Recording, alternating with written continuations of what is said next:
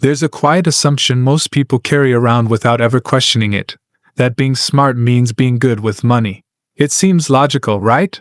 If you're educated, analytical, and capable of solving complex problems, surely managing your finances should come naturally. But here's where reality parts ways with that assumption entirely.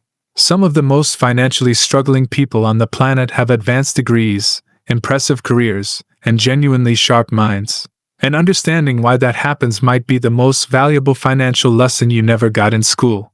Let's start with something that doesn't get talked about enough. Intelligence and financial wisdom are two completely separate skill sets.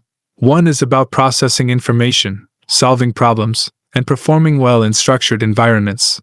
The other is about behavior, patience, self-awareness, and the ability to make consistent decisions under uncertainty over long periods of time. These two things rarely come packaged together automatically. You can be exceptional at one and completely underdeveloped in the other, and the world won't warn you about that gap until it's already costing you. Think about what formal education actually trains people to do. It rewards performance, speed, and the ability to produce correct answers. It gives you credentials that signal competence to employers and institutions. But in all those years of learning, how much time was spent teaching you how compound interest actually works against you when you carry a balance? How much of your education was devoted to understanding the psychology of spending, or how lifestyle inflation quietly erodes income gains, or why emotionally driven financial decisions tend to follow predictable patterns regardless of how smart the person making them is? For most people, the honest answer is very little or none at all. And that absence creates a blind spot that intelligence alone cannot fill. Here's something worth sitting with. High achievers often fall into a particularly subtle trap, and it's rooted in the very confidence that helped them succeed in the first place. When you spend years being right, being recognized, and solving problems faster than the people around you, there's a natural tendency to believe that this pattern will extend into every area of life. Financial decisions don't get treated with the same humility that a genuinely unfamiliar subject deserves. Instead, they get approached with the same confidence that served you in a completely different domain. And confidence without domain-specific knowledge is one of the most expensive mindsets a person can have. Consider someone who graduates at the top of their class, lands a high-paying job in their mid-20s, and immediately begins upgrading their entire lifestyle to match their new income. Nicer apartment, better car, dining out regularly, weekend trips, subscriptions, gadgets. All of it feels earned, and in a sense, it is. But here's what's happening beneath the surface. Every single lifestyle upgrade creates a new baseline. What felt like a luxury at 23 feels like a necessity by 26. And because income has been growing steadily, there's always a quiet internal justification that says you can afford it. The problem isn't any single expense. The problem is that the gap between what comes in and what stays invested never really widens, because every income increase gets absorbed almost immediately by a higher standard of living. Smart person, high income, very little actual wealth accumulation. This is not a rare story. It's extraordinarily common. Now let's talk about something even more nuanced. Intelligent people tend to be better than average at rationalizing their decisions. This is actually a cognitive strength applied in the wrong direction. When you're good at constructing logical arguments, you become quite capable of building a convincing case for almost any financial choice you've already decided to make emotionally. You want the car. You tell yourself it's an investment in your professional image. You want the house that's slightly beyond your budget. You run the numbers in a way that makes it work on paper while ignoring the margin for error. You put off investing because you've identified a more optimal entry point in the market that never quite arrives.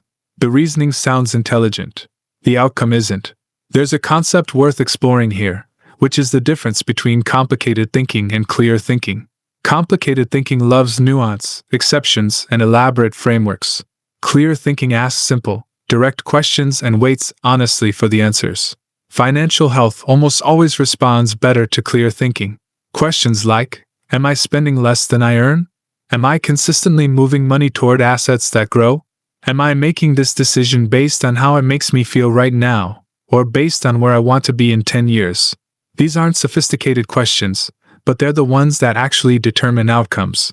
Ironically, high achievers sometimes talk themselves out of the simple answers because the simplicity feels beneath their level of analysis.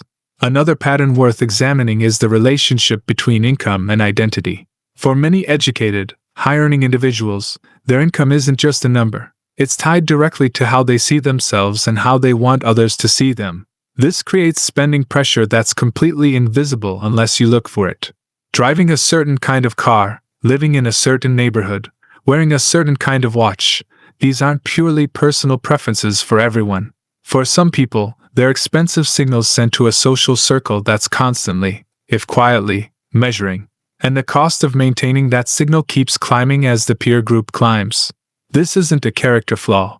It's a deeply human response to the social environments people find themselves in. But recognizing it is essential, because the desire to appear financially successful and the practice of actually building financial stability are sometimes pulling in opposite directions. Let's shift to something that operates on an even deeper level: the way intelligent people relate to risk. There's a version of financial overconfidence that doesn't look like recklessness at all. It looks like careful, informed decision-making. Someone who has spent years studying markets, reading financial news, and developing genuine expertise in an industry can start to believe they have enough insight to consistently time investments, identify undervalued opportunities, or navigate volatility better than most. And sometimes they do have real insight.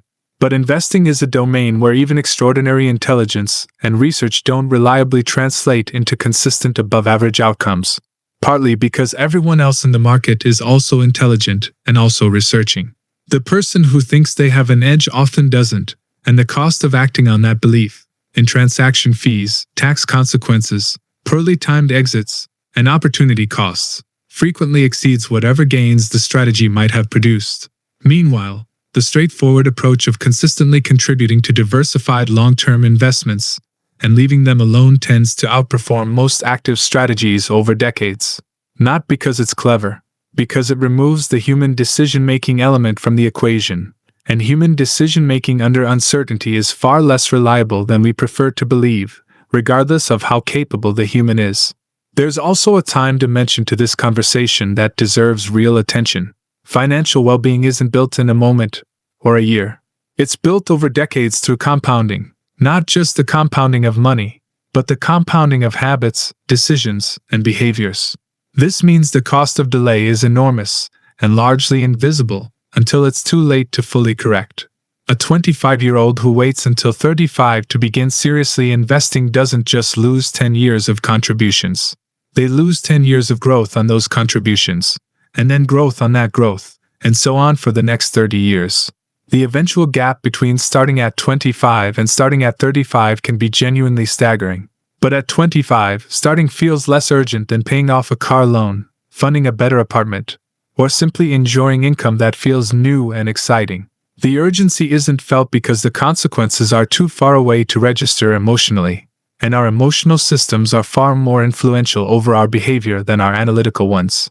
This brings up something that financial education rarely addresses directly: the gap between knowing and doing. Most smart people who end up in poor financial positions don't lack information. They know that saving matters.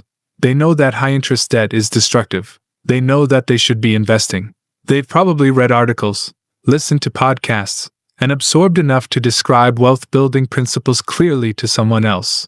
But knowledge without implementation isn't financial literacy. It's financial entertainment.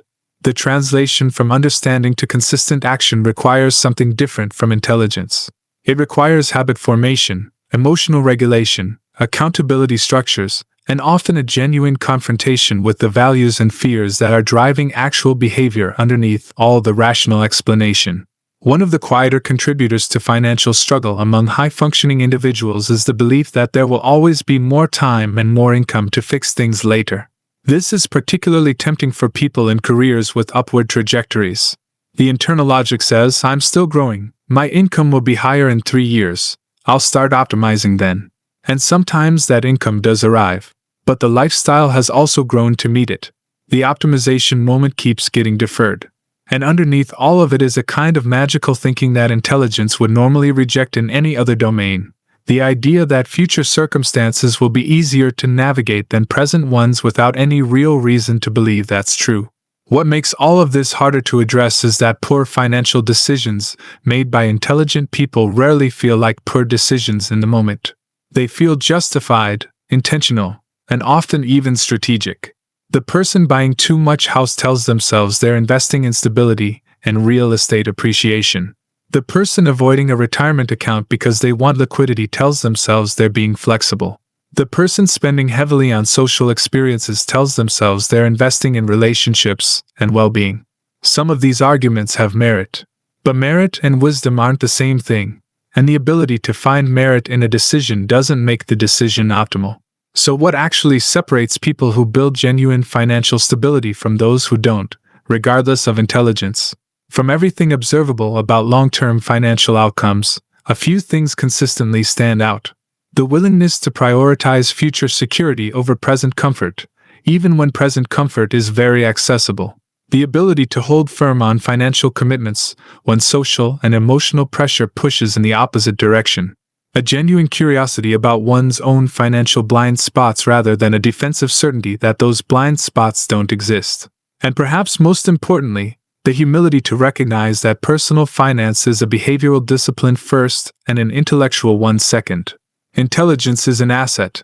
It genuinely helps when applied thoughtfully to financial planning, to understanding the mechanics of investing, to evaluating major financial decisions with care.